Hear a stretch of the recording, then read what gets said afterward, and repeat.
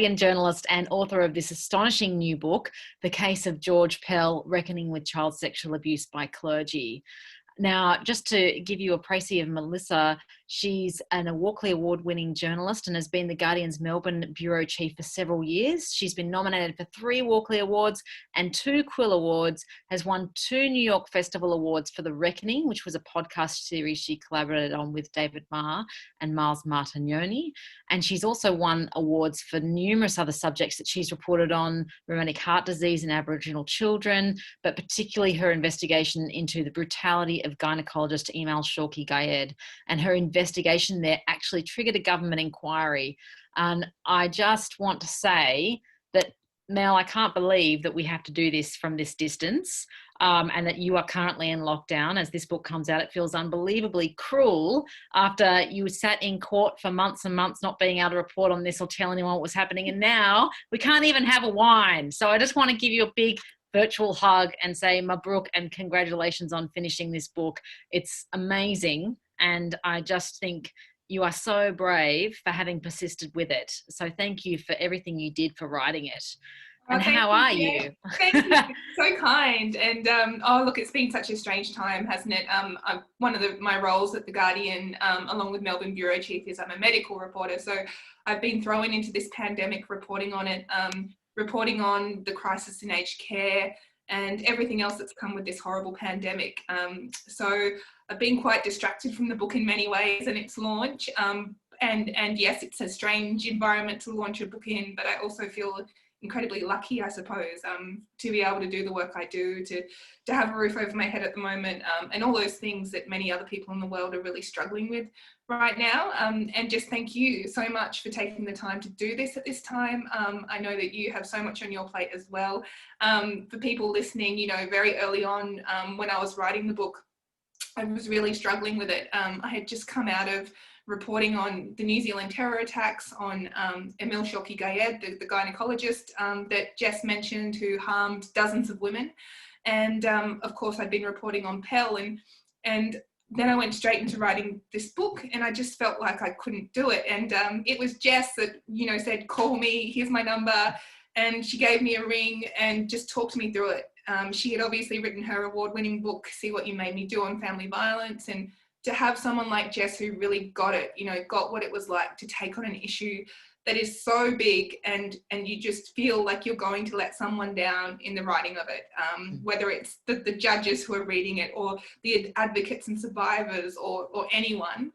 And so thank you, Jess, for being one of the very first people to talk me into persisting and doing this book. I'm glad that you did, because it is too easy to give up. I think it's very tempting, and it's, you know, it's entirely rational, because, you know, at the time, as you say, you just come out of such a lot of traumatic reporting, and I know that, you know, this is a book that's, you know, ostensibly about the trials, you know, numerous trials of George Pell, but is also about so much more for you, and that you'd been reporting on institutional child sexual abuse for, well, like going on 6 years now. And I guess I wonder, you know, when you started writing the book, what kind of questions what were you grappling with? What questions did you have that you really wanted to answer?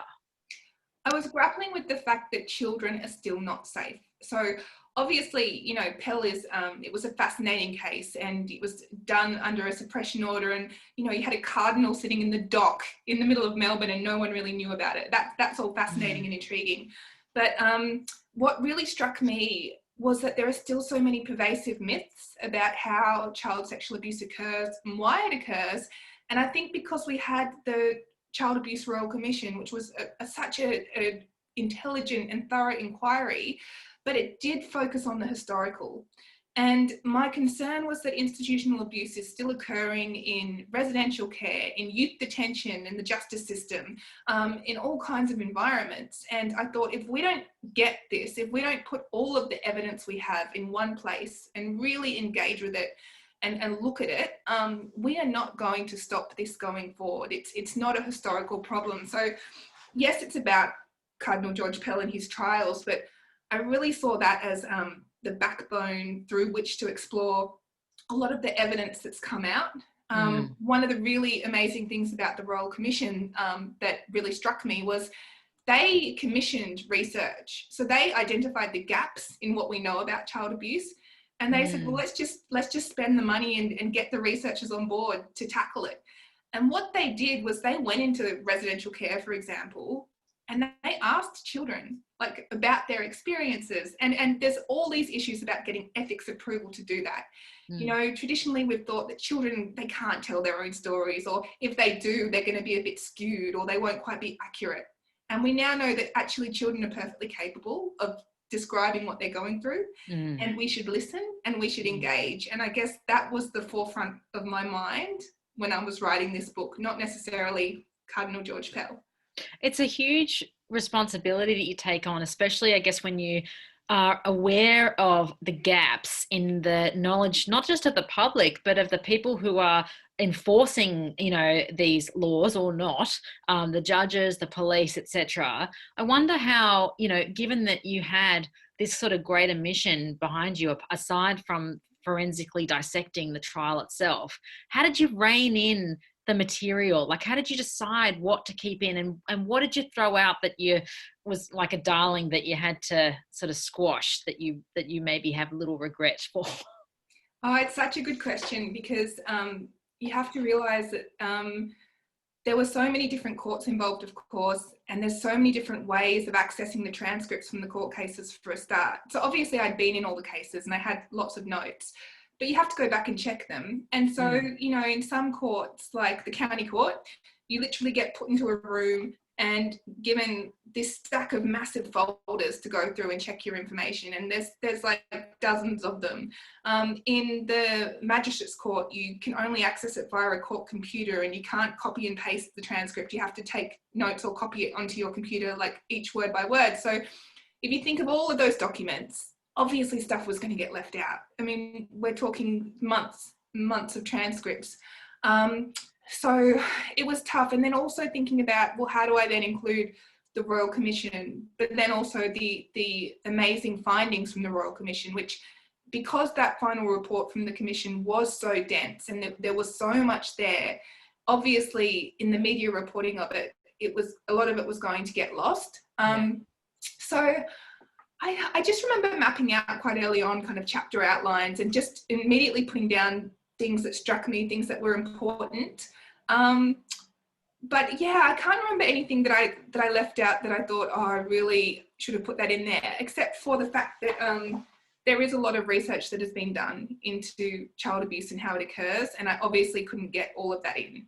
And that feels a bit terrible, because there is such a lot of good research out there now, and it's a shame to have left some of that out. But I think you do so well. I think not to plot spoil, but in the final chapter, when you really know what happens, he's having a good life. That's true. It's not such a cliffhanger. But it does feel like it's like you take a step back and you do.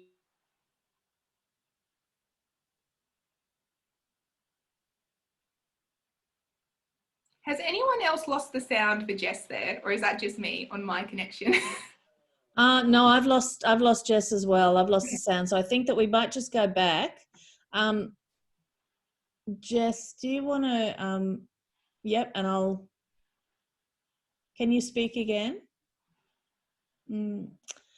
Yeah, interestingly, I'm not getting the sound either. Yeah, can you hear me now? Yes, we've got you now. Yeah. All right, good. Oh, you do? As you were. Yeah. Yes.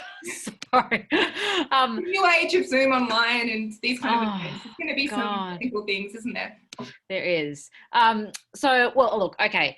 Let's move on from whatever I was talking about. I will just add to that you're right, that in terms of what I left out, a big one is probably me. Like, so in many ways, like, you can't avoid putting a bit of yourself in there, right? But I really wanted to try and be as dispassionate as possible and just literally put in, like, this is what happened in the court, this is what was discussed, this is what this party said, this is what the research says. And I think some publishers that I was in negotiations with about writing the book, some publishers wanted me to really make it a book about me and being in the trial and what that was like.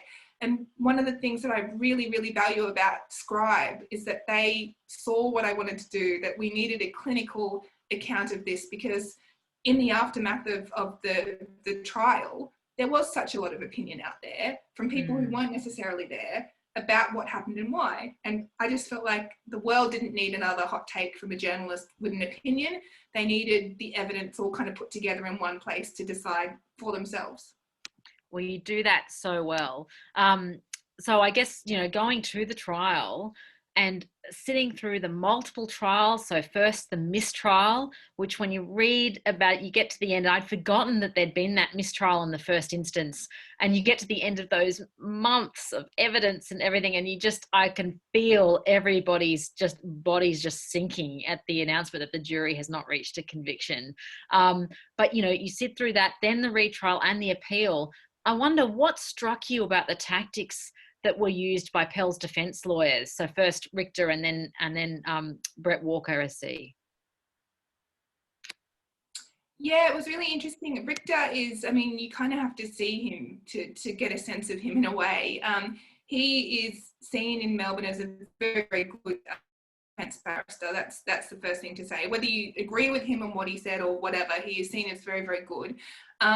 And he had a very theatrical style. And what struck me many times throughout the case was just, I wonder how the jurors are reacting to this tactic.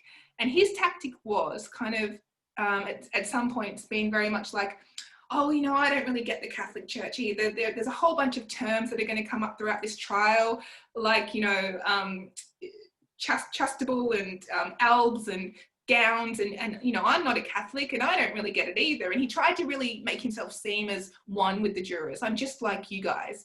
But there were other moments where it's just so clear that this high profile, very well off defence barrister is nothing like these jurors. And it almost came across as, to me as an observer, because we can never know what the jurors were thinking.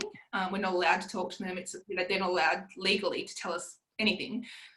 But I did wonder whether they kind of thought it was a bit condescending and a bit much. And I thought, well, Robert Richter is a defence barrister who is very well known for defending gangland figures and doing so successfully. And maybe those kind of theatrics really work in those kind of trials, but do they work in a child sexual abuse trial? And do they work in a context where now society is really talking about and grappling with these issues? He made a lot of references to pop culture, you know, to crime shows and how things unfold on crime shows. In the first trial in particular, he put a lot of pressure on the jurors. He said to them that, you know, if you can't wake up tomorrow after a verdict and change your mind, it's too late for Pell then, and you have to live with that for the rest of your life. And you know, I'm paraphrasing here, but it was very much along those lines. And he was pulled up for that by the Justice Kid, because what I didn't realise as I embarked on this case was just how many rules there are about how you can conduct a trial. So you can't just go in and ask anything or cross-examine on anything. There are all these rules that both the parties agree to. So I think that struck me very much about the approach. And then Walker is very different. He is very calm, very learned. He talks in these long sentences that become paragraphs that, as journalists, right, we are always looking for that quote, to what can we quote him on? And it was impossible to quote him because, you know, I found myself Googling half the words he used. I didn't get them. He had a much different strategy. He wasn't the theatrical kind of justice lawyer that we saw in Richter.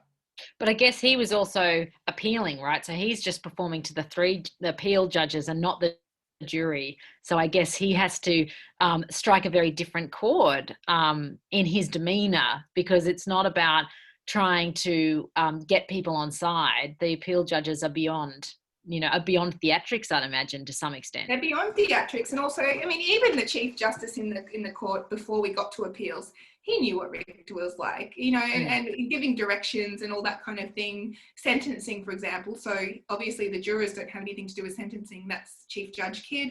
You could tell he wasn't swayed by Richter's theatrics. But you're right, an appeal is so much different.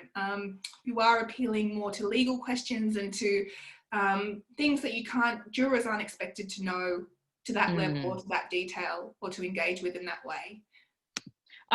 There was a number of times, I mean, you go into quite a lot of detail about the kinds of phrases that Richter would use to make it seem like it's implausible that that Pell would have committed this offence or these offences. And in his opening remarks, he says that we all know children can have fantasies and sometimes they come to believe them over the years. But whether lies or fantasy, malicious or whatever, this assault didn't happen. And I just wonder, you know, when you'd hear things like that and knowing what you know about child sexual abuse and the very low prevalence of false allegations and that, did you wish that there was like a fact checker behind Richter when he would say these things? Or how does the jury know that what he's saying is actually factually inaccurate? One of the things that just went through my mind so often and came back to that question of, wow, what are the jurors thinking? How are they reacting? Do they know? And all I can say, and what I learned throughout the process is that Richter can say all those things, but there are very strict and clear directions given to jurors about what they should give weight to and what they should not. And so they are told, for example, that it's not unusual or inconsistent for survivors of abuse to have trouble with details or to have trouble remembering exact timelines. It's the very nature of abuse that, you know, some things will stand out in your mind from that event and others won't. You know, it is up to the jurors to decide whether those gaps or differences in memory are significant or not. That is their role alone. So they are given directions to try and correct, I suppose, or to highlight some of that. But I did often think, if you have engaged with the issue over the years, if you've watched coverage of the Royal Commission or you've read about abuse or you've just been reading the news, how would Richter have come across when he said those things? Because a lot of the reasons he was saying the abuse couldn't have occurred are actually red flags for the circumstances in which abuse does occur. It does occur when people are watching, when they aren't watching. Children react in different ways. You know, one of the things he kept saying is, if two boys were abused, then they would have talked about it, at least to each other. I mean, according to what research? You know, I went to look at the research, you know, and you know, you can say those things, but I guess the other thing I learned was that there is just no such thing as a perfect case before a perfect court. You will never have a set of events that you can perfectly explain. And even if you were to have CCTV footage, there'll be differences in recalling what led up to that event or what happened after or why it happened. And we have to, at some point, as a society, engage with that discomfort and sit with that, because what does that mean for justice? And I think, you know, I go into the book a little bit about what does justice look like for survivors of abuse.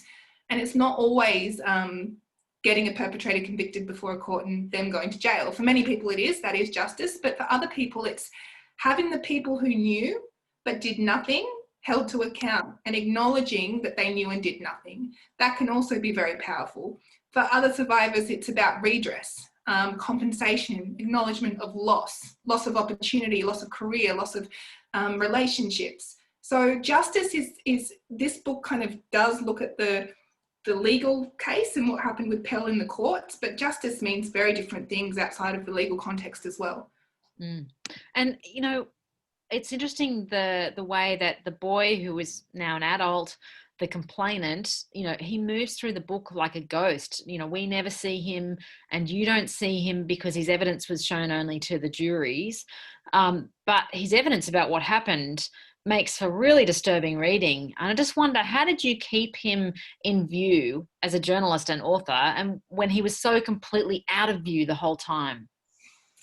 Yeah, it's so interesting. It's hard to know where to start. I've had so many different thoughts about this. So I just want to say that obviously I did approach him through his lawyer to comment for the book. Obviously I gave him that opportunity. But he has been very consistent all along that let the courts go through the process, and he's never wanted to be the centre of attention or to try and distract from the court and the legal process. He's been very respectful of it. Then, separately from that, throughout the aftermath of the trial, once the verdict was made public and the appeals were made public, there was a strong contingency of people who said, well, he should have to have his testimony made public. The court should release it, which is outrageous when you think about the fact that you would change the rules for one case. I mean, what would that say to victims? He wasn't given special treatment. All victims have that right in Victoria, not to be on display and have to give it in a public open court, their evidence in a public open court. So I thought that was interesting, those calls, that somehow if we all had the transcript of his evidence from beginning to end, that somehow we would know for sure whether this man was guilty or innocent. And I just don't think, for a start, that's the case. I also think that we learnt such a lot about him and what happened through the case, because even though his testimony, his evidence wasn't there for the media to view, his evidence can be quoted by the legal parties throughout the case, and we can quote from that. So obviously during opening and closing addresses, everything he said was repeated. So we got a really clear picture of what his evidence was. This idea that we don't know what he said, we don't know how he was cross-examined, it's just not true. We have a lot of information. And so I really wanted to get that in the book, but also, you're right, it kind of came out in bits and pieces throughout. And by the end of it, once you have the full picture, I hope people realise just how much detail was there and also how much it affected his life. Yeah. And you do, I think, and I think that you do keep him in view in a really admirable way. And you never let the sort of the theatrics or the details of the case draw too far away from what the core allegations are. And I think using quotes from often survivors of child sexual abuse at the beginning of each chapter really works to draw the reader's attention back to what is the very real experience of various thousands of people have gone through in this country. I think that was the other reason why I interviewed the father of the dead alleged victim. So there was the complainant, but obviously his allegations related to two boys. One of those boys died when he was in his 30s. And I went to Ballarat to interview his father and did a whole piece on his experience and what his son was like growing up and what this whole experience had been like for him. And I suppose that was my way of trying to make sure I wasn't just giving the legal parties a say or just giving Richter a say. Because, one thing I really do respect about Richter is of everyone I approached to be interviewed, he said yes. And I was conscious of balancing that out, though, by having survivor and alleged victims and victims' voices in there as well. Yeah, I mean, Richter is, for me, the most confounding person in your book. Can you tell us a little bit about what it was like to meet him and why he comes across as such a contradiction?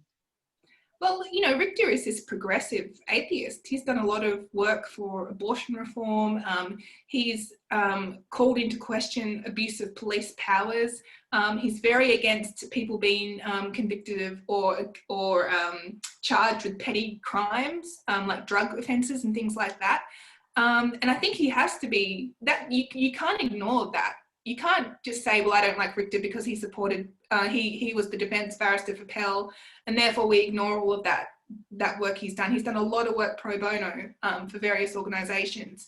And everyone has a right to a defence, and I make that point very strongly in my book. And I think it would be terrible if Pell was convicted for something he didn't do. I don't think that's, you can say that Pell is a terrible man and he's failed, and the Royal Commission found he failed, but it wouldn't bring me comfort as a journalist to say, and therefore he's in jail for something he didn't commit, and that doesn't matter because,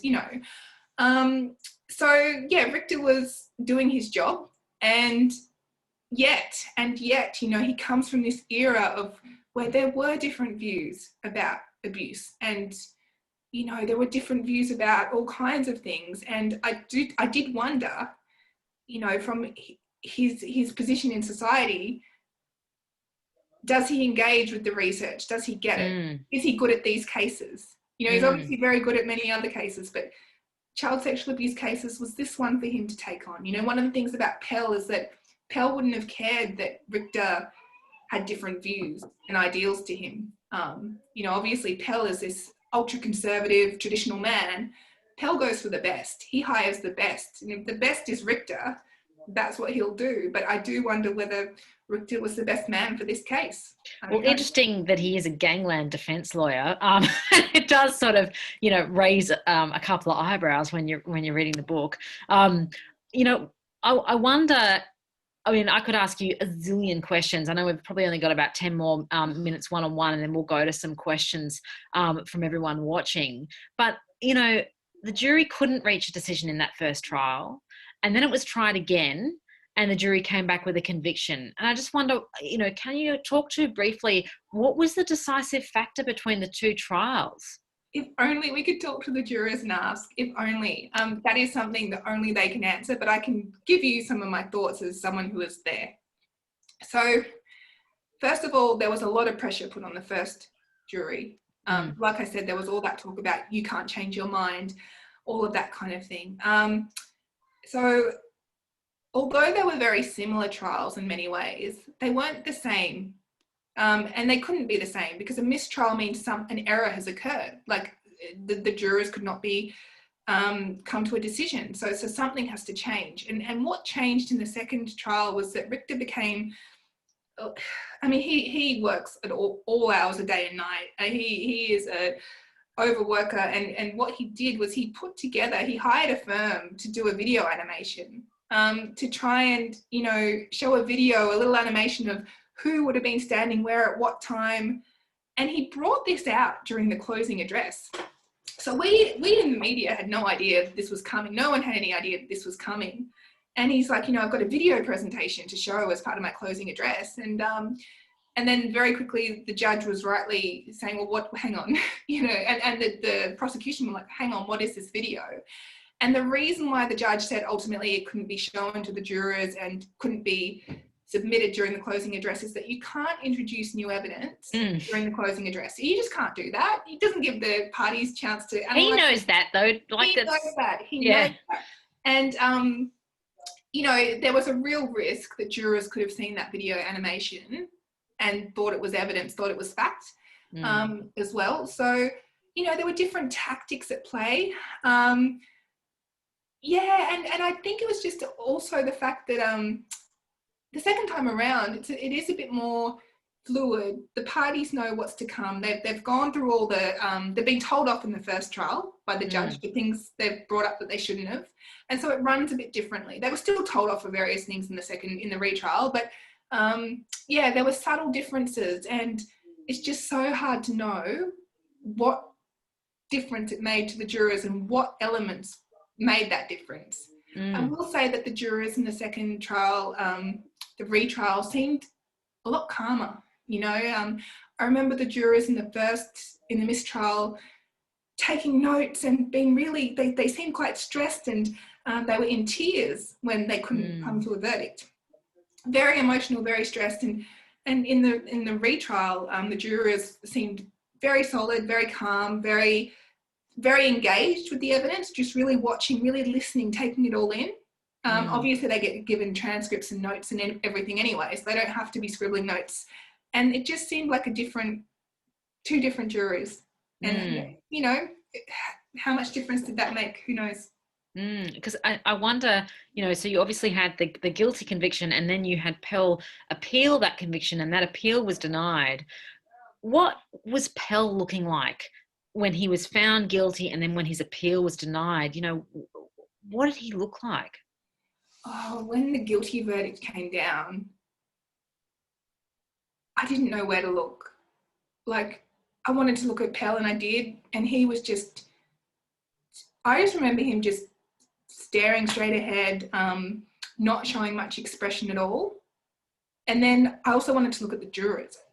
They had just delivered a guilty verdict for this cardinal at the back of the room, and I was looking at them and they just seemed so calm, like really sure, really calm. They deliberated for a couple of days. They'd really considered this decision. It wasn't a rash decision. Mm. And then I was like, I want to look at the Chief Justice. Is he shocked by this? Does he look surprised? And, you know, I just didn't know where to look. And I was slowly coming to terms with what was happening. A cardinal of the Vatican had just been convicted on 5 counts of child sexual abuse in a Melbourne courtroom, and no one had any clue. And it was all secret. It's all secret. And then I think, you know, kind of towards the appeals sentencing, he looked a bit broken. He didn't look well. But in the appeals, I kind of got a sense he was regaining some confidence. You know, I think when you have Brett Walker on your side, it would give you confidence, wouldn't it? Not everyone can afford Brett Walker, and not everyone can afford to appeal. And then what happened? You know, when that appeal was denied, did you notice something different in his demeanour? Because he is very stoic. He is very sort of, you know, he's always been known as this kind of hulking figure, quite unemotional. But was there something different? So when he lost the first appeal, he didn't give much away at all. Yeah, he is this very hard to read, stoic figure. I will say that during the initial trials, he was very engaged. So he took a lot of notes. He was taking notes, and then towards the end, it's almost like he gave up and he just sat there watching. But then the very, very final appeal, when he was released, remember we had COVID, so it was all done by a different system. I couldn't be there in the court, and he was in jail, so he wasn't there either. And tell me, you know, to take you out from before the High Court acquits Pell, and you're still in the whole where it's become public. And I'm sorry to re-traumatize you like this, but can you take us through the public reaction once the conviction was known, and what it was like to live through that as one of the few journalists who had actually covered the trial?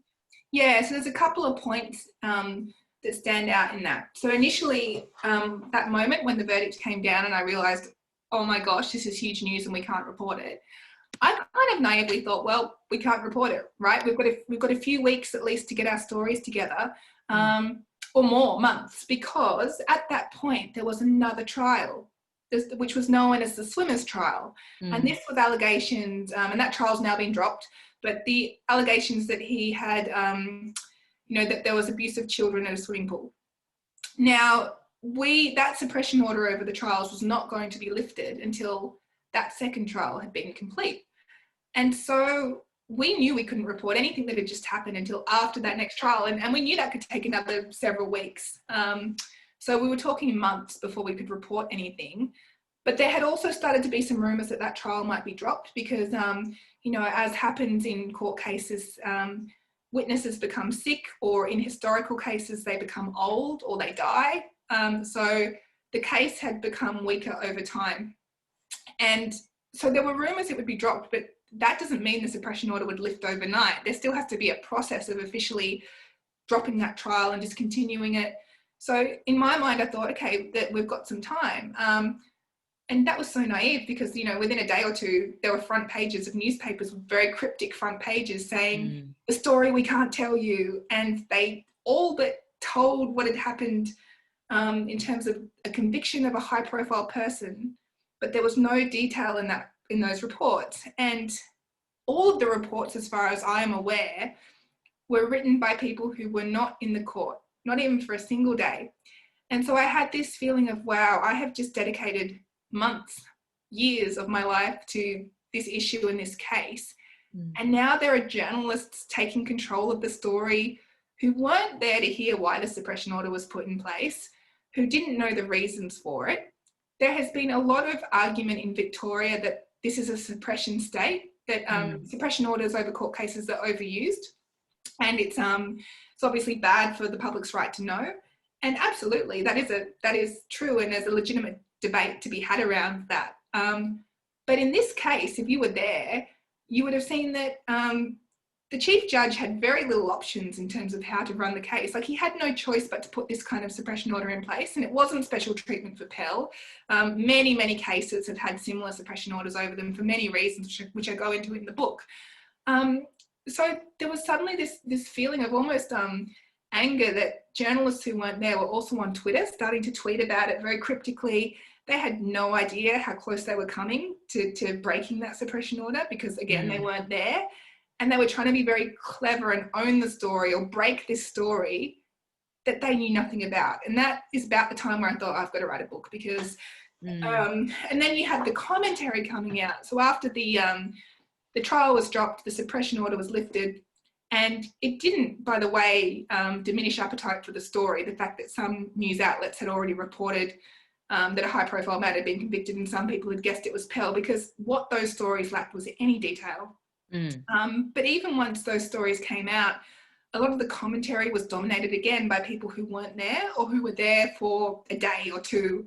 And I just remember thinking, I can't let these often very senior media men dominate this story and own it when they weren't there or were rarely there or couldn't possibly have had time to look at the transcripts. So that's again when I really decided it was time to think about writing a book.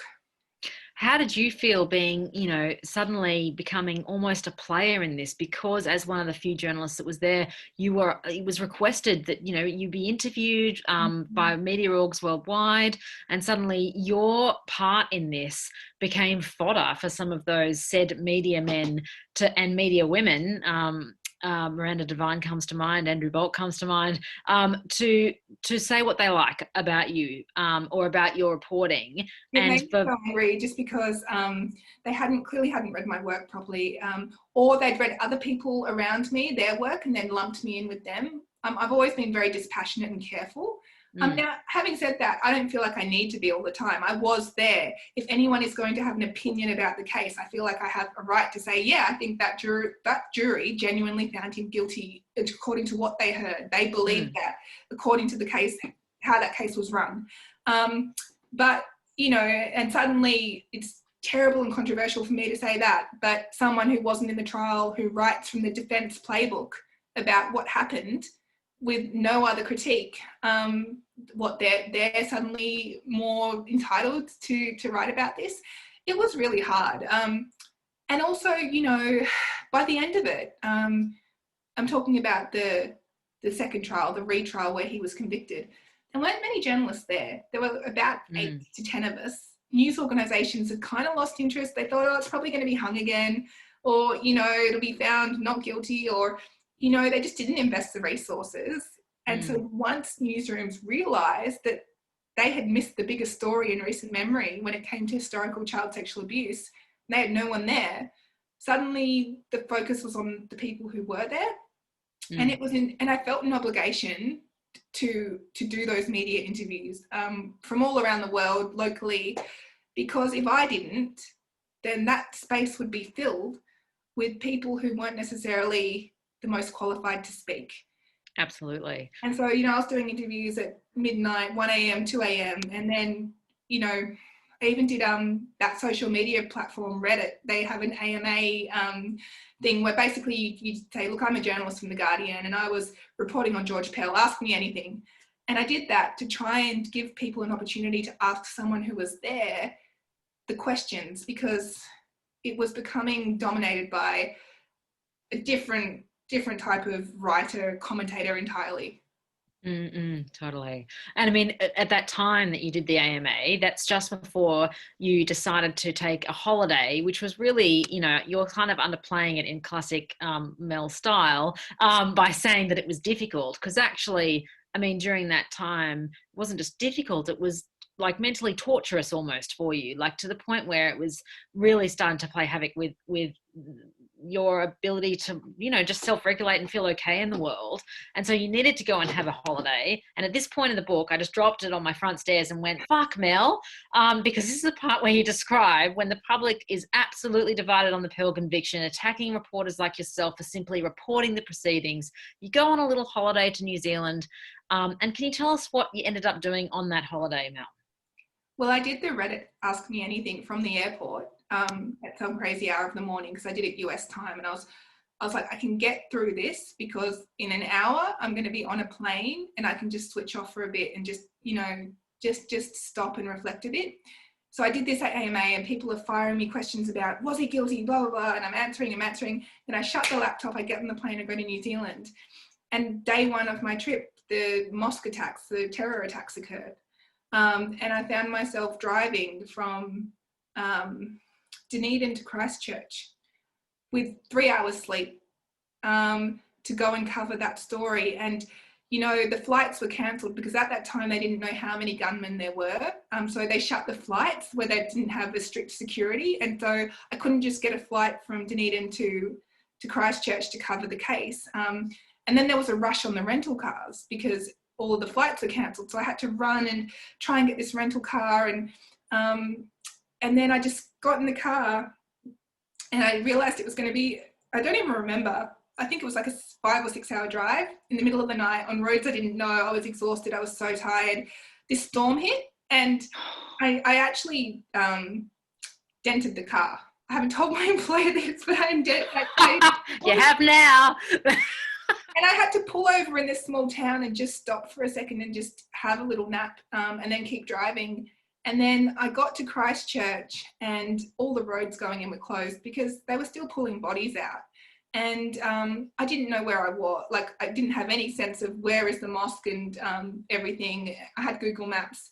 And at some point I couldn't drive any further because the roads were closed. So I ditched the car, pulled out my laptop and just walked. And I happened upon the intersection where one of the mosque attacks had occurred, and there were flowers piling up and funeral, like there were cars coming out with bodies. And I opened the laptop and started working again. And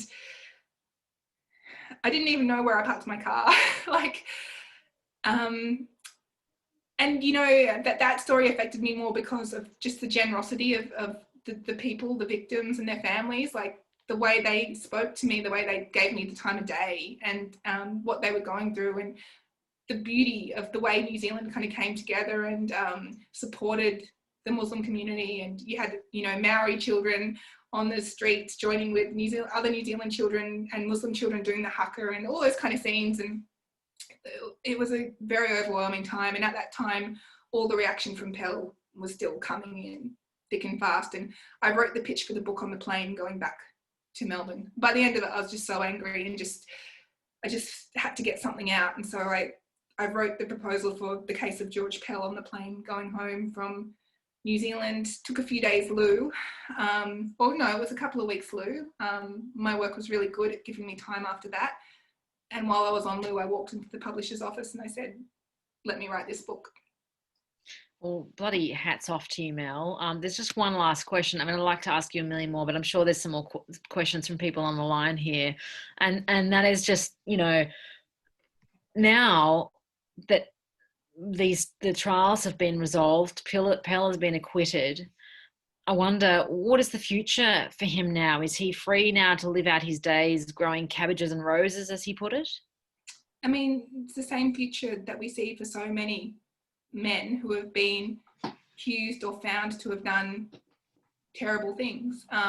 Now, whatever you think about the alleged crimes, put that aside, the Royal Commission has found this man could have and should have done more to protect children and report abuse. That's a Royal Commission finding. It's not me. It's, you know, a very rigorous inquiry found that. And what are the consequences? Well, you know, I think like the same as for many perpetrators that we see in society in powerful positions. Not much. They move on. They live out their days, and he's not at the Vatican anymore, sure, but, you know, he's retirement age anyway, and he's still got a lot of powerful friends. He had a lot of character references from very powerful men. So, you know, I think Pell's going to be okay. I'd like to just invite people to type their questions into the chat box if they have them, and we'll get to them. Have a few. Yes, we do have a few waiting to. Oh, okay. Chrissy, do you want to moderate those? Yeah, I will. Just before you ask, I just want to point out that if this conversation is distressing to anyone, there are really great resources on the Royal Commission for Institutional Child Sexual Abuse website. They have a reference page, a contact page, and then the lifeline number is 13 11 14 for anyone who needs it as well. Thank you, Mel. That's great. 13, 11, 14 for anyone who needs that. This has been an absolutely fascinating conversation. So I feel like I'm just kind of, along for this amazing ride when I'm with the two of you. You are such careful journalists. Look, I have a couple of questions here. One is from Christine, who says, it's a question for both of you actually. How do you look after your own well-being and mental health when you're immersed in researching and writing a book about such a difficult subject as child sexual abuse or domestic violence? And we hear that Melissa doesn't necessarily do that very well. She goes and reports on a massacre. That's how she cares for herself. Yeah, but how should you care for yourself, perhaps, Melissa? Do you ever get it right, or? Oh, look, I have to say my work has been amazing, especially lately. Like, even, they have gone above and beyond in terms of if I were to say to my work, I'm not coping, I need some time off, I need loo, there is no questions asked. So Great. that has not always been the case at newsrooms I've worked at, but certainly under my current editor, Lenore, and the current desk editors, I just can't thank them enough. So having an employer like that helps. I have all kinds of hobbies, dorky, daggy hobbies that I throw myself into that I won't go into. So Oh, come on. I swing dance in a jazz group. I perform around Melbourne in non-COVID times. I rock climb and run and do all those things, but I definitely neglected those things for a time and became very miserable for a time there. I mean, it wasn't just because of work, it was because of all kinds of things. I was a foster carer for a time. I had a little baby that I had looked after for a long time, and she went to a permanent home, and there's all kinds of trauma that comes from saying goodbye to a baby you've cared for a long time. And so, yeah, it's talking to people. I'm quite open with certain people about what I'm going through. It's even things like, when you're struggling with a book to write it and you don't think you can do it, having people like Jess, an award-winning journalist who is so busy, taking the time to say, I'll call you. Those kinds of things really help. I am pretty good at actually asking for time off though now and taking care of my mental health. And, I would not be happy if I was taken off those stories. The worst thing you can do for a journalist is say, no, you know what, we're going to make the decision to give you a break and you don't get any say in that. I wanted to do those stories, and I think that's important to point out as well. Yeah. Jess, do you have anything to add to that about self-care? Yeah.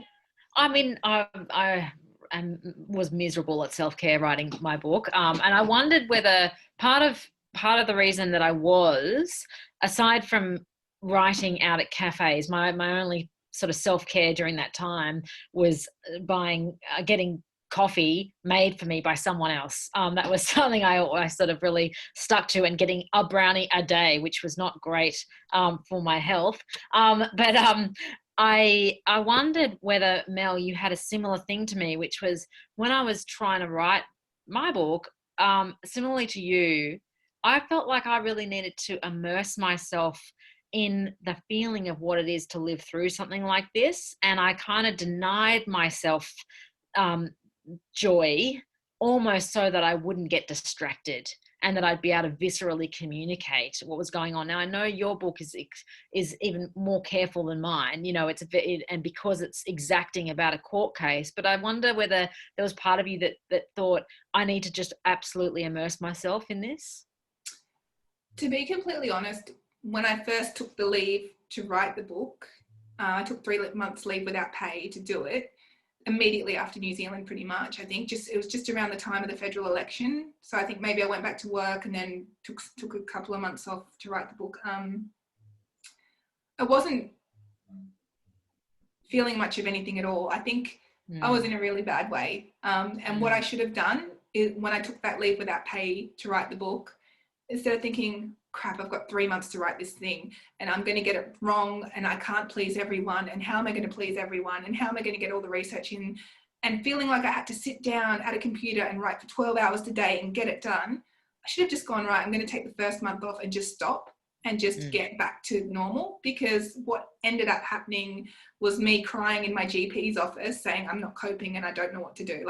And I'm just going to be honest and say that, because, there is an idea that, I think that journalists sometimes are put on a pedestal like, oh, we're amazing, we just crack through and we do it and we get the job done. No, like I really nearly didn't do it. I was in a really bad way. And so I think there is no point putting yourself in that position of feeling like you have to immerse yourself in it and to be miserable. I already was miserable. I couldn't have handled anything more, and I shouldn't have handled anything more. I should have just taken a break and then come back to it. And I think, it would have been a different experience altogether.